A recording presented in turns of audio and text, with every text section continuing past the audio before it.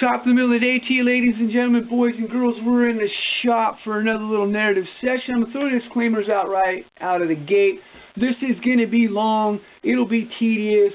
It might even be grueling if you're not somebody that's interested in what it takes or what it took me actually to get this particular grinder set up the way I wanted it. I'm thinking it's a little bit different than what's out there on the factory level, but I have had this grinder for 20 years, and so I'm not exactly positive on some of the information, so I'll kind of mention that hopefully later in the process. But throwing the disclaimers out right off the bat, I may slur or stammer. I call that slammering my speech. I run things together. I get to going too fast in my brain. Mouth can't keep up. And I run words together. Slammering is a word that I made up. It's, like I said, slur and stammer, conjoined. And check the description for any clarifications, qualifications. I'm only human. I make mistakes in this process. Sometimes I have to even correct myself upon viewing the outcome at myself. We talked about this is going to be long. This is going to be a long, drawn-out session. If you're not a knuckle/gearhead into minutiae, then you're probably not going to find this to be interesting at all. So there you go. Kind of right out of the gate, you've been warned. I did my part there. So the title suggests awesomeness.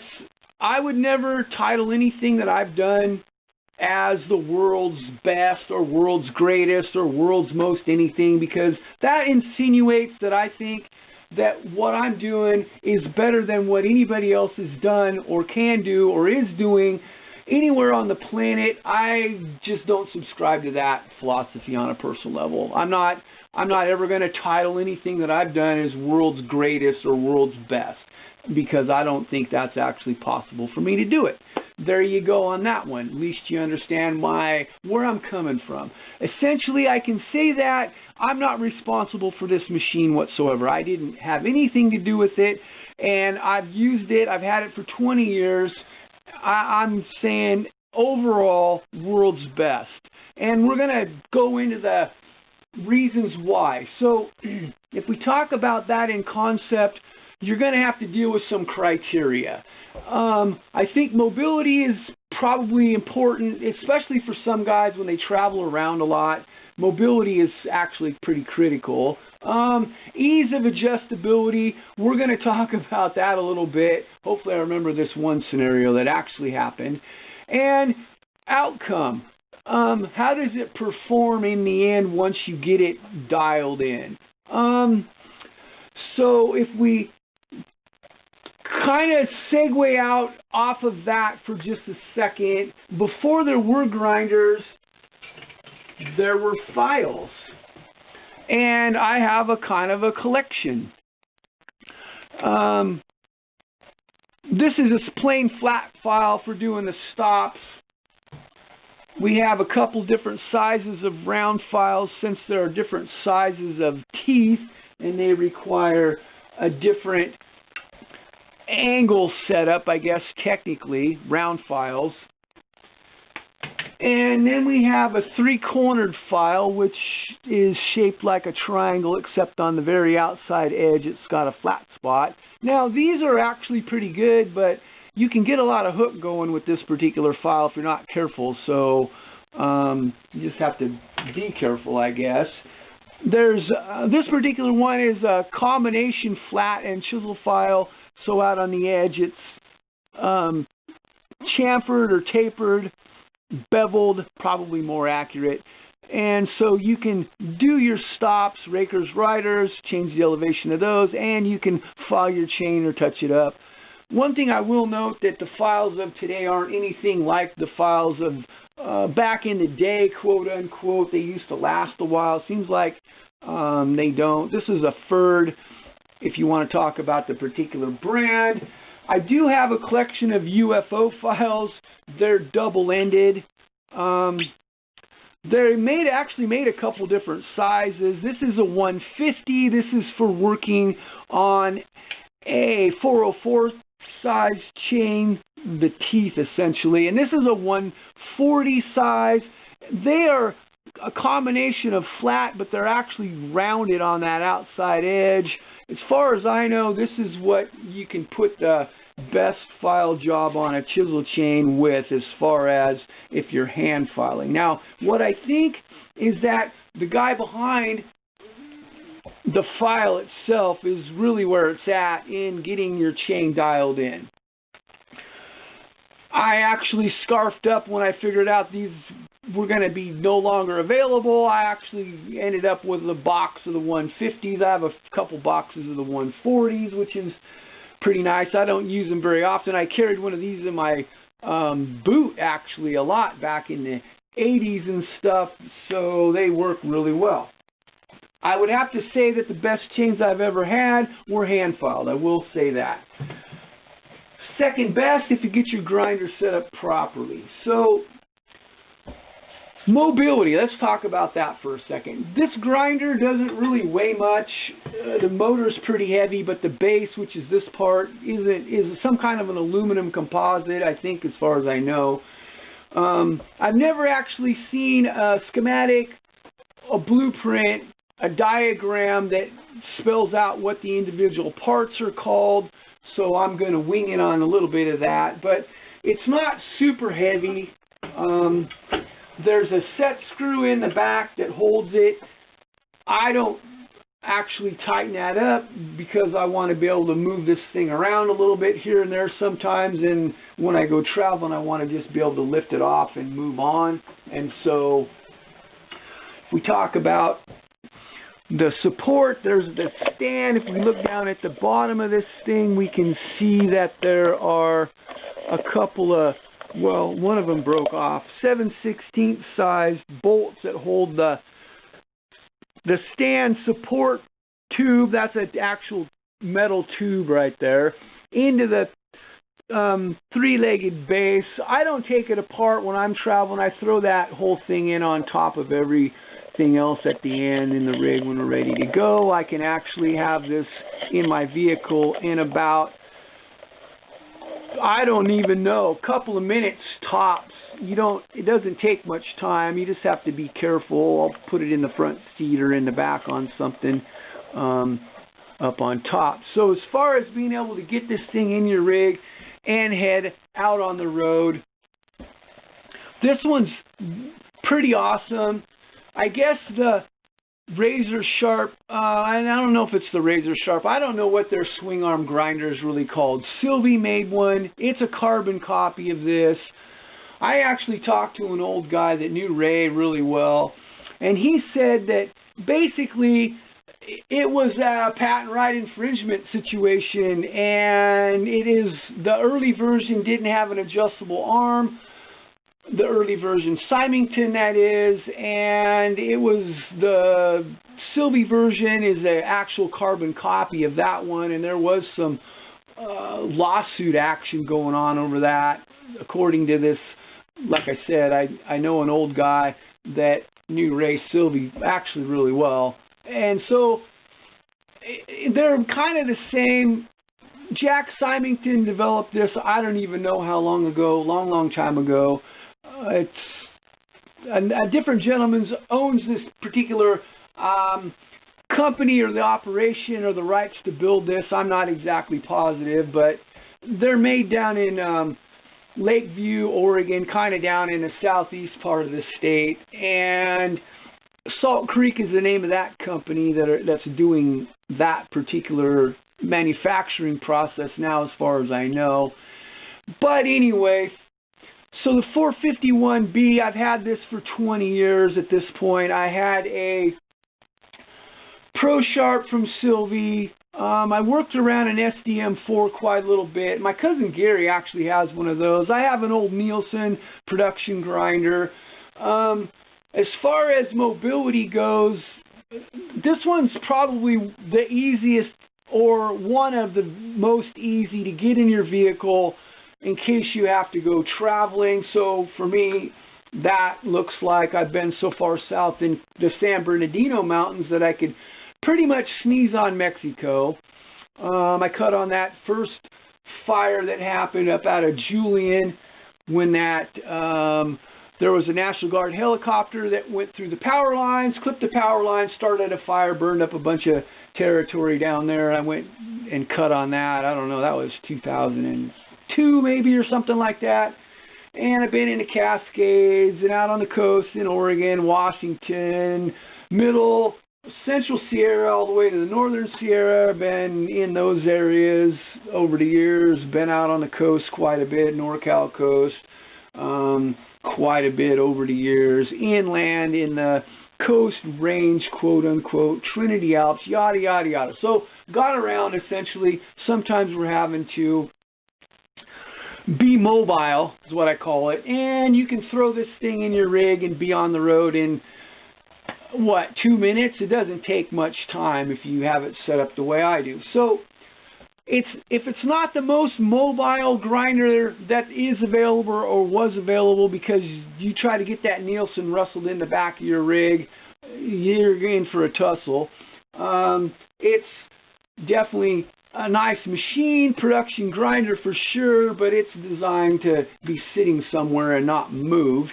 So back on this one in particular, if it's not the most mobile, it's in the top 3. So we're leading in that category of mobility. If we want to talk about ease of adjustability, we're going to look at, it doesn't take much to adjust the dressers, which are these things right here. And let us segue off so I don't forget. So there's a couple different versions of the, these are called dressers, stone dressers.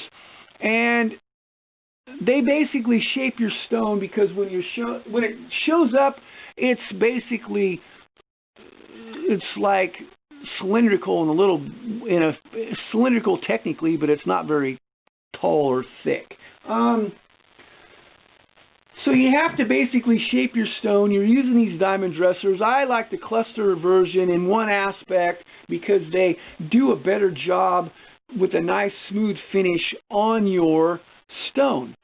Now this one has 7 diamond points, diamond chips essentially impregnated into the end of this thing. Now they make a different version which is 1 single point, and that does a better job in one application of the initial part of the process of getting your stone from this shape to actually shaped like you're going to be able to grind a chain with it. So I kind of wanted to make sure I talked about that for a second. If we want to go on to the stone itself, they're 8 inches in diameter. The shaft is spinning at 3,600 RPMs or thereabouts. The outside edge is spinning a lot faster. I've never calculated it out.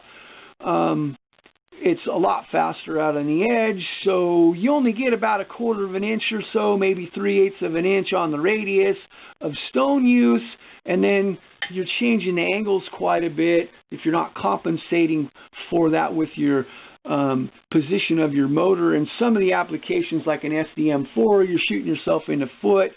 My recommendation is about every 1/4 inch or so of use. In other words, you're reducing the outside diameter down to about 7.5 inches. Time for a new stone, in my humble opinion. This particular version is made in Italy. Pacific Wheel up in Marysville made stones for eons. They did a super awesome job. Somebody bought them out and they made crappy stones. I got away from that operation and found these. I guess I buy my stones from Razor Sharp in Eureka, California. A little plug for them. I think they'll ship if a guy's interested. That's just where I get mine. The grinder itself, since we're plugging people or companies, Madsen's up in Centralia is the West Coast distributor as far as I know. Good group of guys. They'll send you one out ASAP. They're not super expensive. So I got my due diligence of getting a couple plugs in for some people. So there you go. If we want to kind of get back on track, on the ease of adjustability. So 7/16 bolts hold the dressers. It doesn't take much to loosen up the bolt and change the position by rotating the position of the dresser to get a different angle on the stone. If we want to talk about the arm itself, now the early version didn't have a pivot right here. The arm was solid from what I remember, and they kind of upgraded with this one, which is really sweet. And there's a hand nut right here. The 451C, which is going to be the successor to this one, actually has this little knob right here as a factory accoutrement, if you will. I had to put this on myself. It was threaded in there, though, thank God. It makes a huge difference in the finite minimal adjustment. If you want to do a minor tweak, it's actually super helpful. So that's why I put that in myself. But essentially, this arm will move up and down, and so that'll change the position of the arm itself, and how it'll make a difference on how the stone contacts the tooth, which is super sweet. If we want to look at the other side of it, get a little bit better idea on what's happening here. Let's adjust this a little bit. There we go. So I call this the tray. Like I said, I don't know what the technical term is. It moves back and forth a long ways. There's a little detent on top of this nut. There's 7 hash marks along this edge right here, so you can get a pretty good idea where you are. It's basically elevated as it goes back. That changes what you're dealing with in your grinding application. There's 4 hash marks for the elevation. Like I said, we can do maximum adjustment, or we can do little micro adjustments just by turning it a little bit. Super sweet operation. So essentially, if we want to talk about adjustability, the early ones weren't infinite so much like this one is. They had the dresser adjustments, but they didn't have the arm. And so all of a sudden, you're capable of infinite adjustment on this machine right here, and it doesn't take any time at all. I mean, you loosen the nut, you move it up or down, you loosen the nut on the back of the tray, you move it forward or aft, whatever you want, tighten things up. You can have this whole thing completely changed, and you don't spend 5 minutes doing it. So why is that important? Okay. I actually got this call one time on the way to my strip, literally almost verbatim. So after the niceties are done, when you get the call, it's, hey, you packed your tools out yesterday, didn't you? And so I have a tendency to be a little bit of a smarty pants. I had to pause and just take a breath because, yeah. Anyway, I said, no, I just packed into the bottom of that yarder block. Remember, we were up on landing, you got me lined out on, where I was supposed to go down in that deep dark hole? Oh, yeah, after a pause, of course. Yeah, I remember that now. So, essentially, you get a call. I got that call, literally, and I had to turn around. I don't remember what time it was in the morning. It was early. I was still on my strip, or still on my way to my strip down on the highway, so it was early. And I had to go on a special assignment on some emergency project somewhere. I don't remember where I went, because that's not the first time, and it wasn't the last time that had happened. I just remember that I was going to a different location, and I needed different chains because I was headed to a coast, like a strip on the coast, and I obviously have my situation set up for that for the day. I wasn't planning on going inland at all. And so, yeah, stopped by the house, adjusted my grinder in less than 5 minutes, ground up some chains, and actually went out to the other job and managed to not rattle my fillings out of my cranium. So you can't just transition from coast to inland with the same chains, or you're going to have a problem with chatter. I mean, I guess that's the point I'm trying to make. It's try that with your Nielsen. They're set up to where you're just done. You're working in a certain type of area. I mean, I know quite a few followers that have 2 or 3 grinders, and they have one set up for inland and one set up for intermediate, one set up for the coast. Or if they have 2, it's intermediate and coast and inland, because they get the same calls I do, and they might actually have a chain or 2 in their rig as a spare. Who knows? Regardless, if you don't have multiple grinders, this one, the ease of adjustability for a different application is super simple and quick. It's super quick and easy, actually. So there we go. The SDM4 isn't like that. The swing arm version of the Sylvie isn't fully adjustable like this, as far as I know. I mean, they might have did something later on. The early ones, I don't remember those being adjustable like that. I had a Pro Sharp back in the 90s. I never liked it. I got rid of it. I might have been able to get it good, dialed in, if you will, had I spent a little bit more time with it. But I had actually talked to a couple other followers that are actually really good, and they had one as well. Each of them had one as well, and they unloaded them. So they weren't happy with them, and I was kind of unhappy with mine, and so there you go on that. So I've been around a few of the production grinders. Actually used a Bell Nielsen also. Like I said, you can get those set up to work in a specific area, and they'll shred, but try to go from one area one day, and you need a specific grind, to another area where you need a completely different grind. They're super pain in the rear to actually get dialed in, whereas this one, it's super quick and easy, actually. So as far as I know, infinite adjustability, and it's easy to do, and it's quick. So we're kind of in the top of the pile in a couple categories.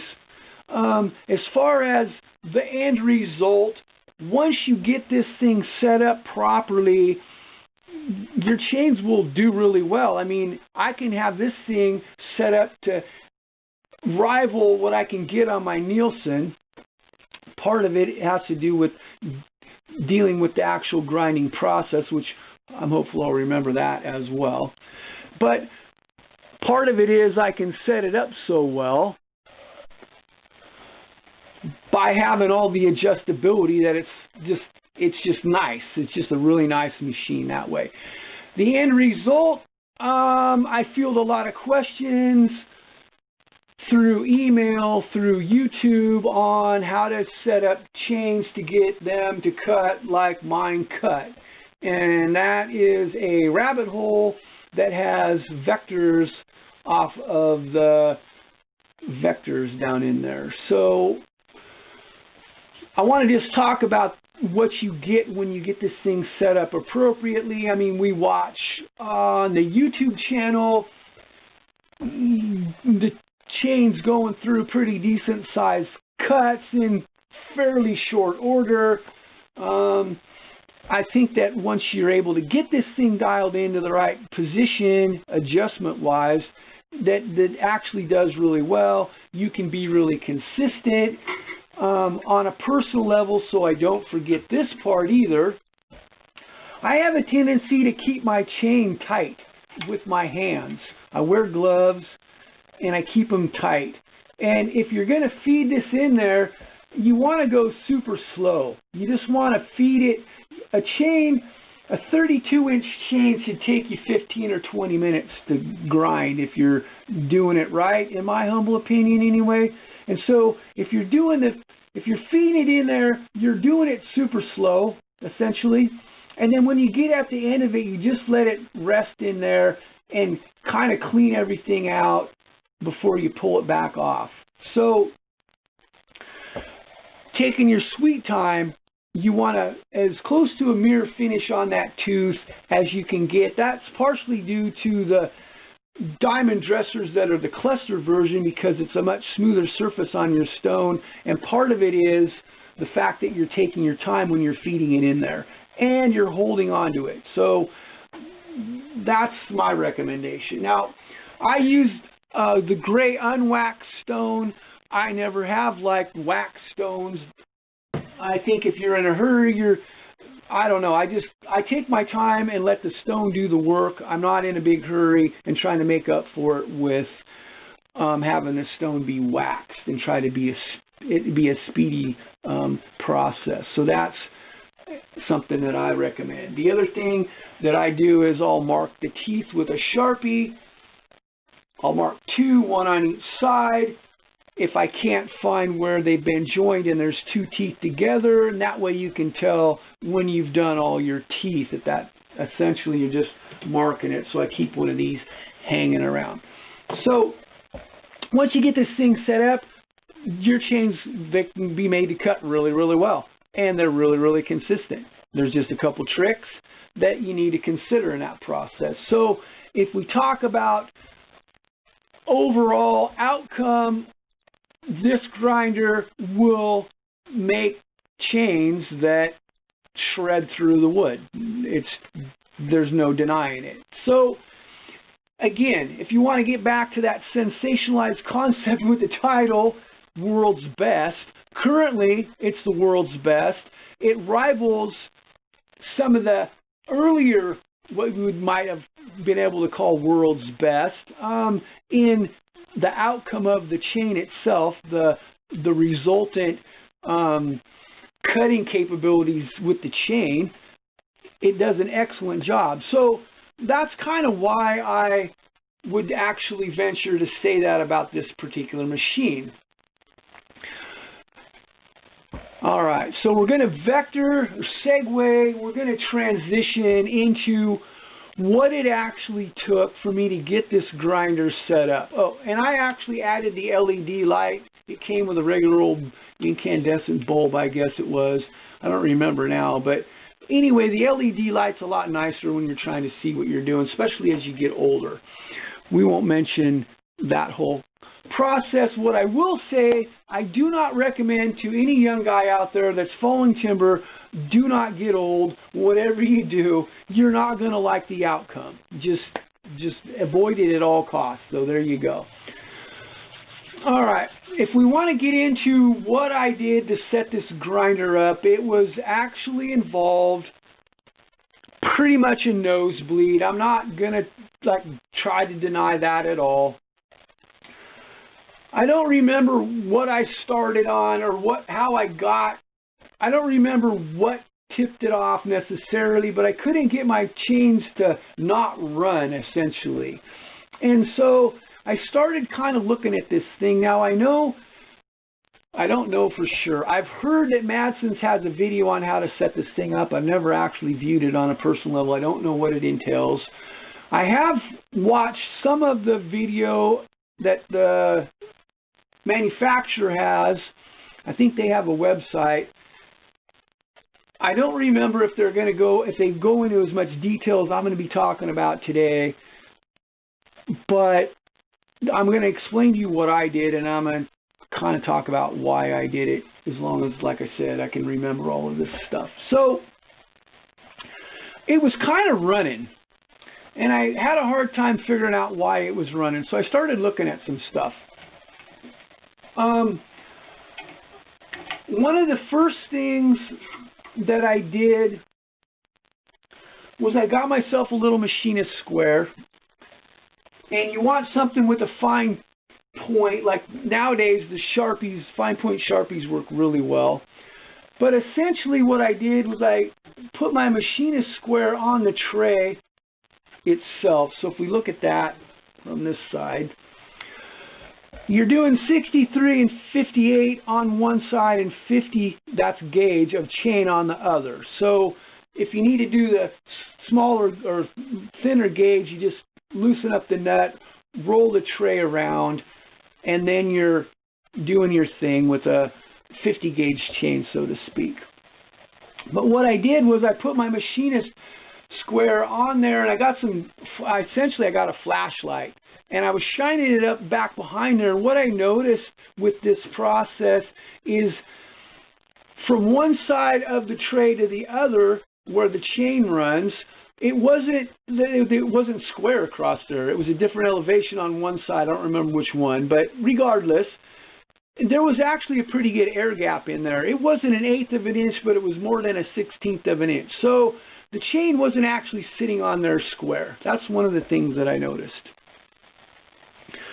So what did I do to fix that? I have one of those little grinder machines. It has a little table on it, and I made sure that the table was square off of the surface of essentially it's a sandpaper wheel that spins. And so I squared up the table. Well, I checked to verify that it was square. It actually was, I think, as far as I remember. If not, I fixed it, whatever. And then I proceeded to make the rails to run perpendicular to the line, the surface of the tray, because that surface of the tray mates up with the inside surface of the arm, and essentially you want those rails perpendicular to this whole process, right? You want them to be square off of this. So that's one of the things that I did in the beginning, and then I figured out, what was going on. So then you're going to want to, I think they show in those videos that this thing's supposed to just go right underneath the stone and just touch on both sides. I kind of went a little bit further than that, I think.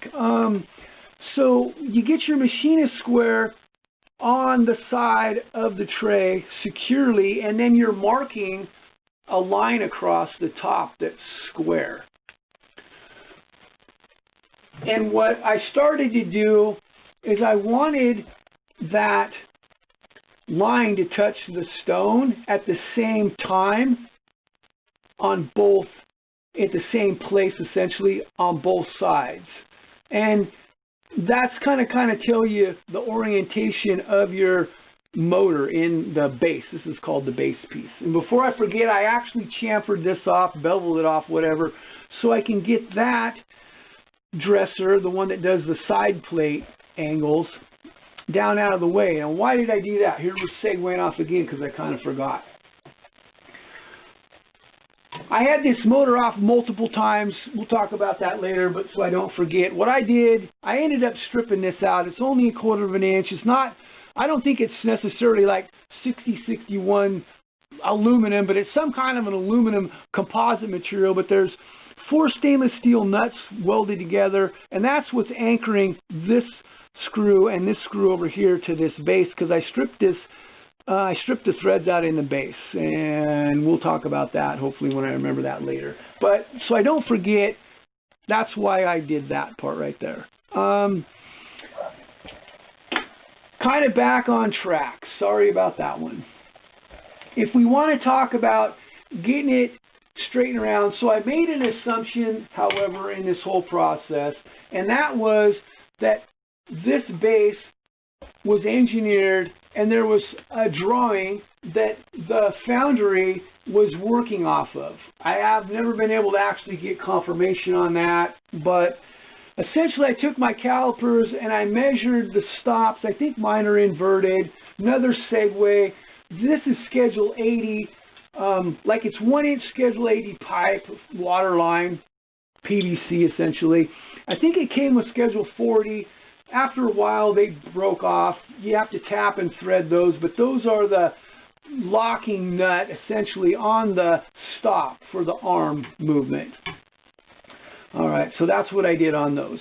Back on track, I measured the stops and got those equidistant off that outside edge. Like I said, I assumed that this was engineered, and I assumed that the factory that manufactured this, I think it's probably a forged item, but whatever, cast, whatever it is, that they were able to work off those engineered drawings and do a good job.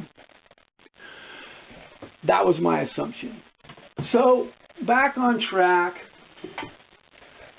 I then started checking from one side to the other the orientation of the stone in the base itself, and I had to work at the process to get that line that's on top of, that I drew on top of the tray, to hit the stone at the same point where these stops are equidistant. So I'm thinking that you're smelling it right now.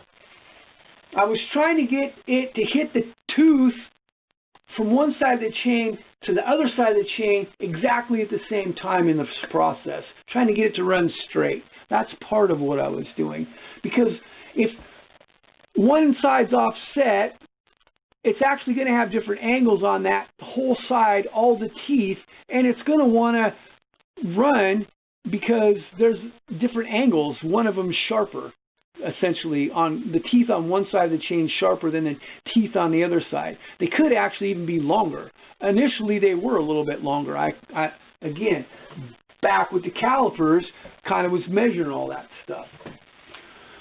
So that's what I kind of started out the process. Now, one thing we have to talk about, this motor is relatively heavy. It has number 8 size bolts. They're 7 inches long, and they go from up in here all the way down through. That's all that's holding. There's 4 number 8 size bolts. I think they're 8 by 32, fine thread. That's one of the reasons why I stripped out the base, because they're not very big, and I had this thing off multiple times as I was trying to figure out how to get it to where I wanted it position-wise. And so what I ended up having to do was drill inside of this.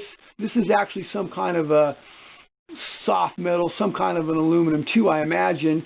This material right here that the bolts actually go through. I actually had to open those up, I think 4 or 5 times, as I was trying not to take too much meat out of there, because I didn't take it apart to look and see how much room I had to maneuver in there, what I was actually drilling into. I mean, I can see what I am drilling into on the outside. I didn't want to get too far out of whack.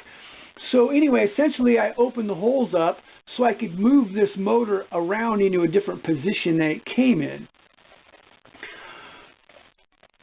That was kind of a process, on and off, drilling, moving, monkeying around. So once I got it so it was hitting at the same point, one side to the other, then I was pretty happy.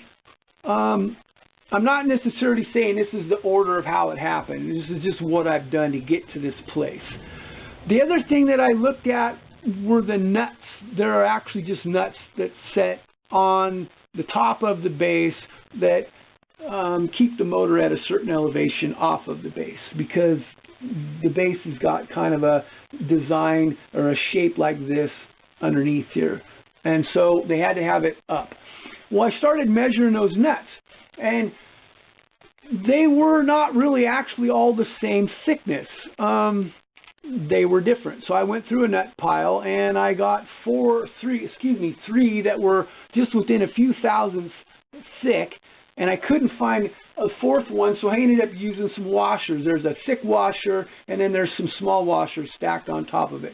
So essentially, I started out with the 4 points of contact being at the relative same elevation.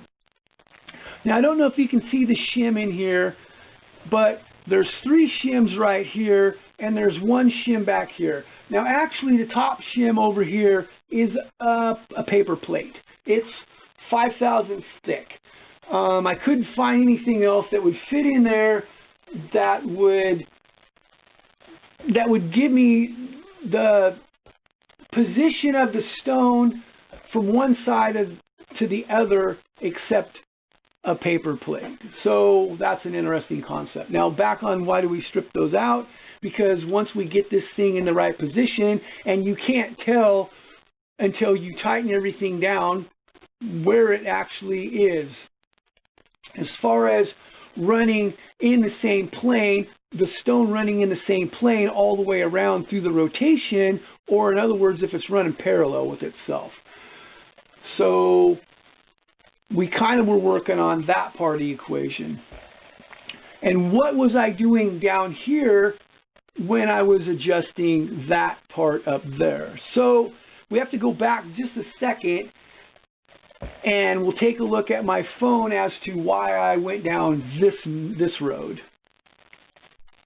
Now at speed we can see I've inverted the stone. You can see it's running pretty true. But as I slow things, you can see the bottom's not, though. It gets worse as the stone is slowing down.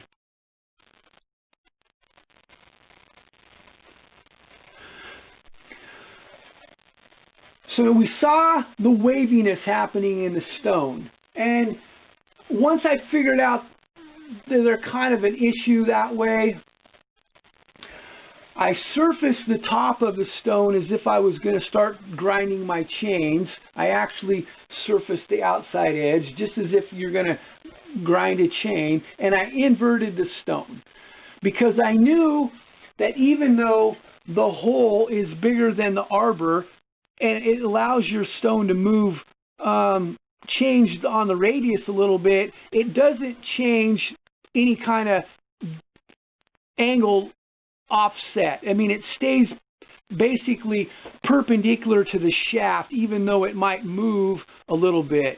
So why is that important? When you're trying to run the tray right underneath the stone and the stone is cattywampus from one side to the other, you're going to get a false reading. So, like I said, I faced up the stone, trued it essentially, inverted it. I actually trued the outside edge one more time because, like I said, it doesn't fit exactly in the middle. It's offset a little bit at that point. So I made it equidistant, right? The stone is now the same dimension or same diameter all the way across. So when I'm making contact, I'm watching that line again where it's contacting, seeing how that's oriented, but I'm also running the tray right underneath, so it just goes right underneath the stone and hits that outside edge. And I'm trying to get this set up with the shims so that it's doing it the same on both sides. That was a process. I'm not going to deny that. I'm going to say that it was actually a nosebleed. So we're talking about basically you're burning through almost a day. There are guys out there that might be a lot more handy at doing stuff like that than I am. They might be able to just in a few hours.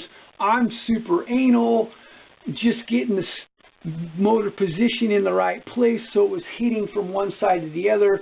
It was a long time, maybe not a whole day. Maybe I'm embellishing that whole concept, but it was at least a half a day of time to figure that out, to do it, to make it happen. Once you get it in that position, you have to be super careful when you're traveling. You don't bonk this motor and get that motor askew in the base. You have to be really, really careful, gingerly moving this thing around. I periodically check to see where I am in this process, just to make sure, because of the traveling that I've done. I check it every once in a while to see where we're at. That's probably why I stripped out those, well, stripped out the base, essentially, the threads in the base, is because I was wanting this thing secure, like it's going to stay set before I start checking things. So there you go on that one. It's a process to get it set up. Once you get it set up, it's a sweet operation. It's a pretty sweet little ride. Once you get it set up, it will do chains really, really nicely. And it's just kind of a process getting it set up to that point. Now that we've talked about the setup, we talked a little bit about the grinding, the process of grinding. You want to go really slow. I guess I will address the getting the grind set up. That's an interesting process as well for somebody that that I would be able to tell them, just do this, isn't really going to be an accurate thought. I can make suggestions. I can tell you what I did initially with this machine, and then we'll kind of go from there. Before I forget again, of course, I actually chamfered or beveled this off right here. If you're doing 404 chains, sometimes you have a tendency to clip. This thing is it sticks out a long ways right here, and I caught some teeth on some 404 chain a few times, so I actually beveled that off to get rid of it. That's one of the other things I did. Oh, and I actually forgot about this part. So I added an extension on here. It's about 3.5 inches or something like that. I like to stand up and grind, and if you're doing long chains, you don't want them dragging on the ground or whatever. A lot of times I'll get a piece of cardboard if I'm doing like a 60 or something, and what I'll do in that instance is I'll actually grind long chains backwards, so that when I'm rolling them through, they're actually going on the back side of the heel when they're dragging, if they're hitting the ground, which this will do a 42 and you don't have any problems. When you start doing 50s and stuff like that, the chains are kind of on the ground. But if you're going backwards, essentially you're dragging the back side of the heel through on whatever, and it's not really messing with the front side of the teeth that you sharpen. Okay, so had to get that out there in this process too. Now if we want to talk about the angle setup, I'm thinking that you've already noticed the red on the dresser areas. You can get a red Sharpie or whatever. The Coastie, the main grind that I run on this thing, I put the red on there and then I marked with a scribe where I have the dresser set up. So when I go on an emergency situation and have to move it around, I can actually get back to those places really quick. So I'd recommend, if you are changing it a lot, to do something like that. That's on the dresser aspect. I won't run a new chain unless I'm doing something one-off weirdo. I won't run a new chain. They don't cut worth of crap out of the box. I never have liked that whole process. But essentially, there are 4 angles on a chisel. Even like on a semi-chisel, there's kind of 4 angles you're looking at, really, in all teeth, regardless of the shape of the tooth. So there's the top plate angle, which is laid back when you look down upon the chain from a perpendicular perspective. There's the inside top plate angle, which is, depending on how it's set up, it's going like this, or it could be going like that. There's a side plate angle, which with a chisel chain that's ground square at the factory, they're looking at about a 2-degree cant forward on that side plate angle. Now you can actually change a round filed chisel tooth, or a round tooth, whatever. You can actually change that angle a little bit on the elevation of the file itself. So you're going to have, essentially, it's going to be steeper, or it's going to be flatter. I guess it depends on the steep and flat concept. We'll get into that in a minute. It'll be more aggressive if you're pushing down. It'll be less aggressive if you're pushing up. That'll change that angle, essentially, for all intents and purposes, on that side plate angle if you're round filing. Again, the factory has these set up. They're about 2 degrees canted forward. Why is that? Because they're making up for the fact that when you're running this chain, doesn't matter how tight you have it, it's going to want to have a tendency to heel on the back part of the strap. And they're trying to make up that difference by having it canted forward, with the original grind being 2 to 5. I think it's 2. I think it's somewhere between 2 and 5 degrees canted forward. It's not more than 5. It's barely canted forward. So they're assuming you're going to run your chain fairly tight. I do. That's one of the reasons why the teeth have a tendency to heel back. Changes all the angles and the way the teeth make contact with the wood. Okay, so on the other side of that, there's an inside side plate angle, and that's how far it's laid back or how far it's not laid back, I guess, depends on how you're looking at that. So 4 angles we're trying to deal with. Part of it's dealt with the dressers, and part of it's dealt with the position of the tray and the arm. Okay, so we're all the way forward just because we were monkeying around. What that does is that changes where the inside side plate is making contact with that stone. The further forward, it's actually laying it back a little bit further. The further back, it's actually a little more blunt in there. And so, interesting concept. Well, why is that important? The talk of coasty grind versus inland grind comes up a lot, and I interchange stuff, and I like to use a coasty grind in an inland application because that lets me know what kind of power that saw has, because they're a lot more rough. They're set up for a different kind of wood, different hardness, let's say, more so than different kind.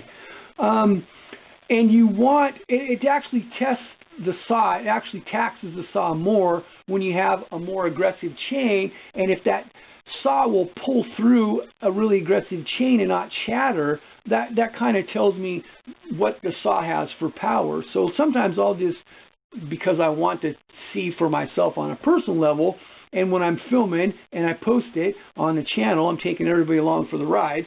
Anyway, long story short, if you go inland, what I talk about, when I talk about an inland chain, I'm talking about more relaxed angles.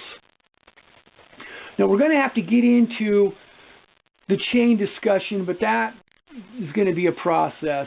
I don't even know if we're going to be able to do that in one session. There's so much going on with the chain. The nuance with the chain is kind of amazing to me.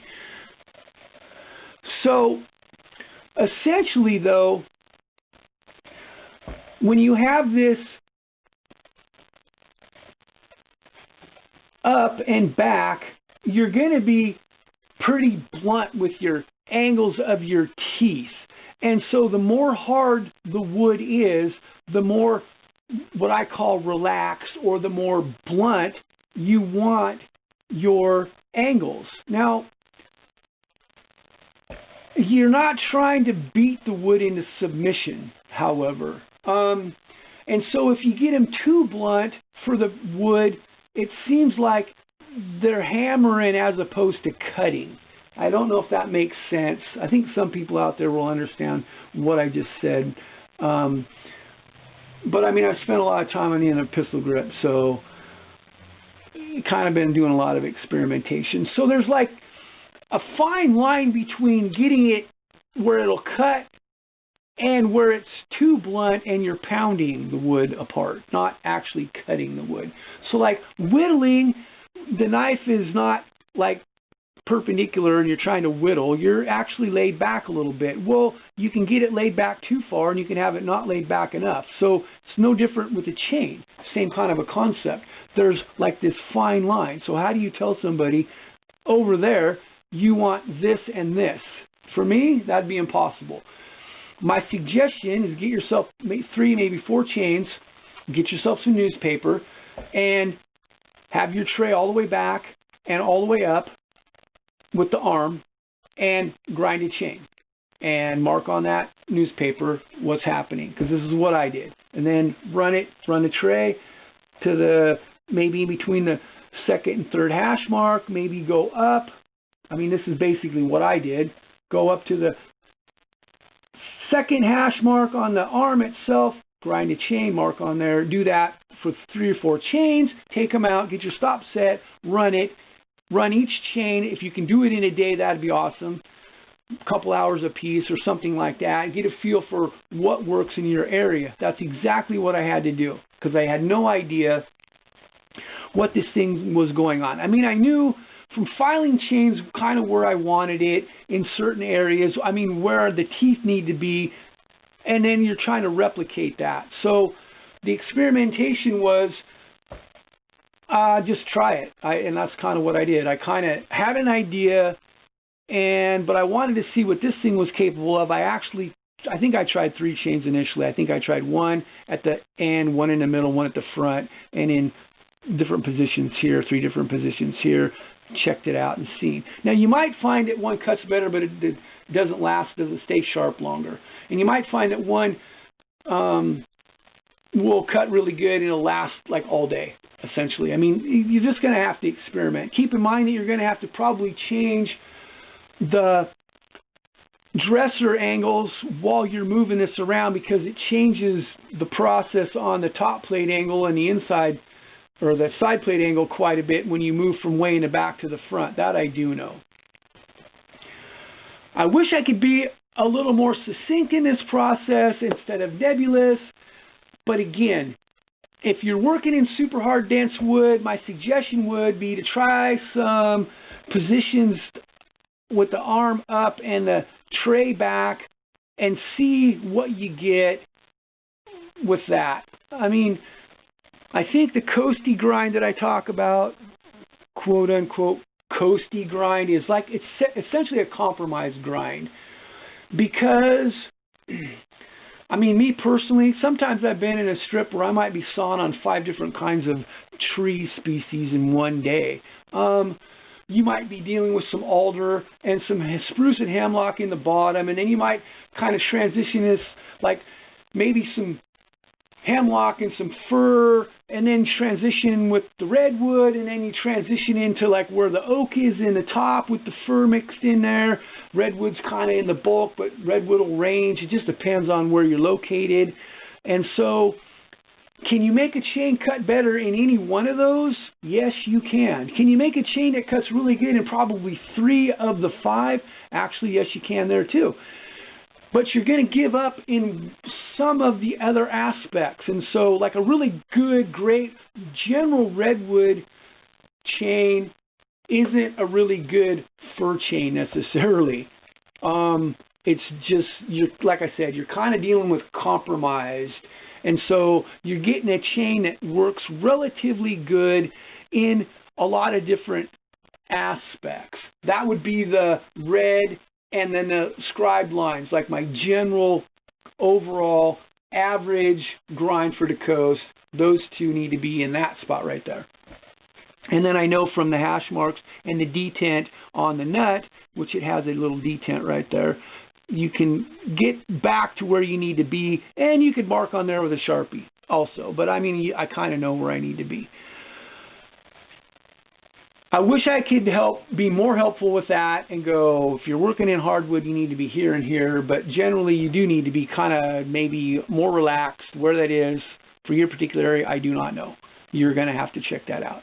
The top plate angle, we'll get into some of that later. Like I said, when you move your tray back and forth, that changes the way it's canted or way it's sloped as well. So you probably more than likely you're going to have to change some of that if you want the angles to stay the same with the top plate as they are in the stock version. All right, so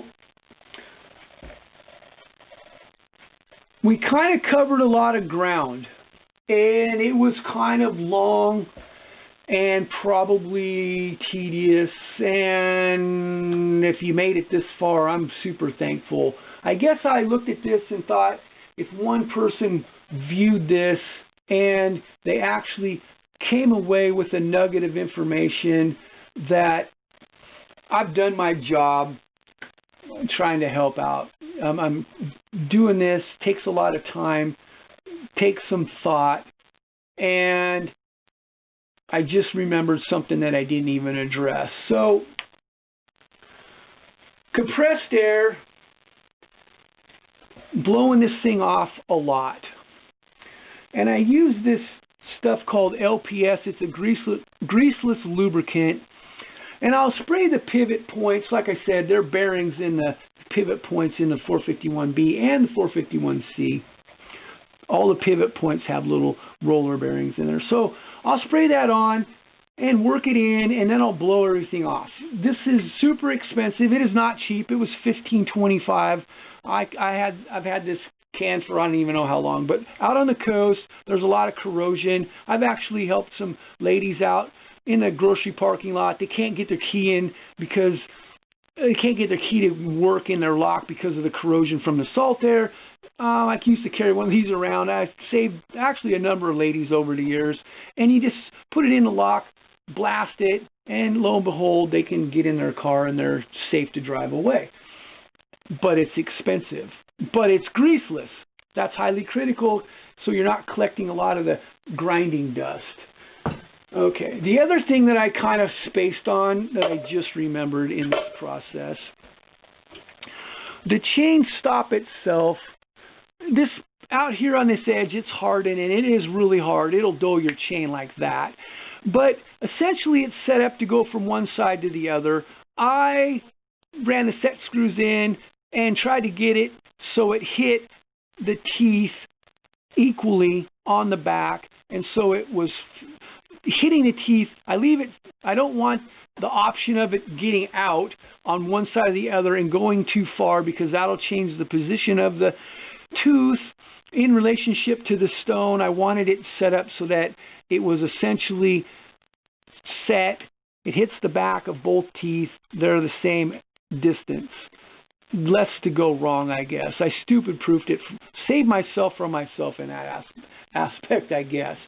I kind of just remembered that. That's one of the other things that I did. And I guess you can see my shim pack right here. I've had this. There's different stuff going on in there for when you need to tweak this, if you need to tweak it. Like I said, I check it periodically. And it's been out a few times. Sorry for that segue. Like I said, remembering stuff as we go along. Back on the position and that kind of situation. Coasty grind, general concept. However, you know, out on the headlands, down off the ocean and stuff, Bear River, that wood is extremely hard, excruciatingly hard. Just the growing conditions down there. There's eucalyptus that rolls in there in places, and the stuff's just rock hard. And the general coasty grind, even though you can smell the salt there, you're so close to the ocean pretty much, you're not using a quote-unquote coasty grind. You're actually using an inland grind, because those trees get pounded with wind, and they are super tough. And you have to have you have to have more relaxed angles. That's, again, back to that. You have to know your wood, essentially. You have to understand where you're going. The problem is, the first time you go there, you don't know. You have an idea. Well, I always, thought about it in advance, like, where am I going in this process? What is that wood in those places normally like? And then try to get your grind set up initially. It might take 3 or 4 days to get it refined. Could take a week. I don't even know. But generally, you're trying to set up your teeth initially based on what you already know. If you're unsure or you're new at the game or don't have any experience in that area, you're going to want to kind of try to think about it a little bit more so. So, for example, I was working with Mean one time. We were right up on top of this ridge. We could see clear down to the King Range. Like, you're talking like, I don't know, 25 or 30 miles you could see down to the south. I mean, there was no obstructions whatsoever, right up on top. We were cutting through this area, and I had this redwood that was hanging out a long ways, and I told Gene I was going to swing this redwood around, and like I was going to kind of drop it in where he was working. I needed him to be paying attention. And he kind of laughed at me. I mean, Gene's an old growth cutter. Well, he's not cutting anymore, falling anymore, but I mean, did old growth redwood down in Utah, worked up in old growth, all kinds of stuff all around like the West Coast. He tramped around too. And he kind of scoffed at me and said it couldn't be done. No, you can't swing redwoods, essentially is what he told me. And I basically said, hey, dude, you need to pay attention, because I'm going to send this redwood right in there where you're standing pretty much. I need you to be paying attention. Like I said, he kind of just laughed. there's no way, that's impossible. I said, okay, well, pay attention then, because here it comes. And I swung that tree around and dropped it right in there, right pretty much where I said it was going to go. And he essentially had to dive for cover. I mean, it wasn't, I'm not totally unsafe. I mean, it wasn't maybe like, he wasn't 1 millimeter away from dying. It wasn't that close. But, like, he had to move out of the way. He probably could have stood technically where he was and would have been fine. It's just sometimes it's the collateral limb breakage that you're worried about more so than getting hit with a tree. Anyway, he was, like, kind of amazed, and he'd never seen that before. Well, one of those things is back on that where the tree grows on the hill. I've swung alders around too if they're out on the ridge getting pounded with wind a lot. They're different on the stump than they are down in the bottom of a canyon, and they're 3 long logs tall. So knowing your wood is critical in this process. I guess I can't stress that enough. You need to understand what you're dealing with and try to have an idea of what the wood is like, where your angles are if you're hand filing and you switch to grinding, or you've been grinding and your chains aren't actually cutting well. Try to think about what could be causing that. The stops, the teeth themselves, the shape of the tooth, the angles, all that's working in concert. So trying to have an understanding of the wood that you're trying to cut and what you need to do with your teeth based on the concept of we're whittling. Essentially, we're whittling.